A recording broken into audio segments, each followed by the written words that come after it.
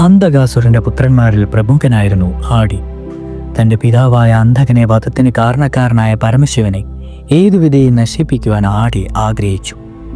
ആ ലക്ഷ്യം മുൻനിർത്തി ആടി അസുരഗുരുവായ ശുക്രാചാര്യനെ സമീപിച്ചു. ആചാര്യ, എൻ്റെ പ്രിയ പിതാവായ അന്ധകനെ പരമശിവൻ വധിച്ചിരിക്കുന്നു. എൻ്റെ പിതാവിനെ വധിച്ച ഒരുവനെ ഈ പ്രപഞ്ചത്തിൽ അവശേഷിപ്പിക്കുവാൻ എനിക്ക് സാധ്യമല്ല. ദുഷ്ടനായ ഗിരീശ്വരനെ വധിക്കുവാൻ ഒരു ഉപാധി നിർദ്ദേശിച്ചാലും അസുരൻ ആചാര്യനോട് ആവശ്യപ്പെട്ടു. ആടി, പരമശിവനെ വധിക്കുവാൻ അല്ലെങ്കിൽ അദ്ദേഹത്തെ പരാജയപ്പെടുത്തുവാൻ താൻ ശക്തരായ ആരും ഇന്നീ പ്രപഞ്ചത്തിലില്ല. മകനെ, നിന്റെ യുവശക്തിയാണ് ഇപ്രകാരം ഒരു ചിന്തയിലേക്ക് നിന്നെ എത്തിക്കുന്നത്. എങ്കിലും നിന്നെ നിരുത്സാഹപ്പെടുത്തുന്നത് ഉചിതമല്ല. ശത്രുവിൻ്റെ ബലം ഭയന്ന് പിന്മാറുന്നത് അസുരവംശത്തിന് അപമാനമാണ്. അസുരേശ്വര, നീ പരമേശ്വരനെ പരാജിതനാക്കുവാൻ ആഗ്രഹിക്കുന്ന പക്ഷം ബ്രഹ്മദേവനെ തപസ്സനുഷ്ഠിച്ച് വരം നേടുക, ശുക്രാചാര്യർ ഉപദേശിച്ചു. അതനുസരിച്ച് ആടി തപസ്സിലേർപ്പെട്ടു.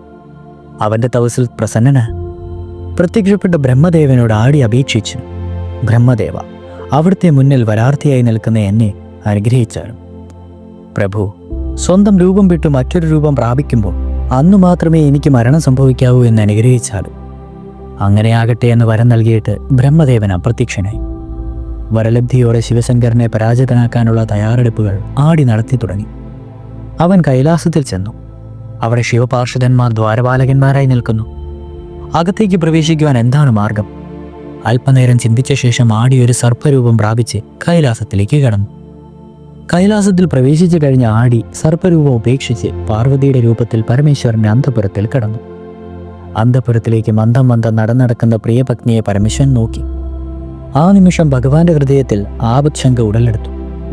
സദാ നേരവും പ്രേമവും കരുണയും വഴിയുന്ന ഗൗരിയുടെ കണ്ണുകളെ പകയുടെ കനലുകളെ എരിയുന്നില്ലേ? ഭഗവാൻ ധ്യാനലീനനായി. തൊട്ടടുത്ത നിമിഷം പാർവതിയുടെ രൂപത്തിൽ തന്നെ സമീപിക്കുന്ന ആടിയുടെ ഭയാനക രൂപം ദേവന്റെ മുന്നിൽ തെളിഞ്ഞു വന്നു. അദ്ദേഹം വിജയസ്മിതയുമായി എഴുന്നേറ്റ് അടിവെച്ച് തൻ്റെ സമീപിക്കുന്ന ആടിയുടെ നേർക്ക് ഭഗവാൻ തൃക്കണ്ണ് തുറന്നു. പെട്ടെന്ന് ആ ദിവ്യചക്ഷുവിൽ നിന്ന് ഒരു അഗ്നിജ്വാല പുറപ്പെട്ടു. തൊട്ടടുത്ത നിമിഷം ഒരു ആർത്തനാദത്തോടെ ആടി ഭസ്മമായി തീരുകയും ചെയ്തു. അടുത്തത് ആപസ്തംഭ് തീർത്ഥ ഉൽപ്പത്തിയാണ്. തുടരും.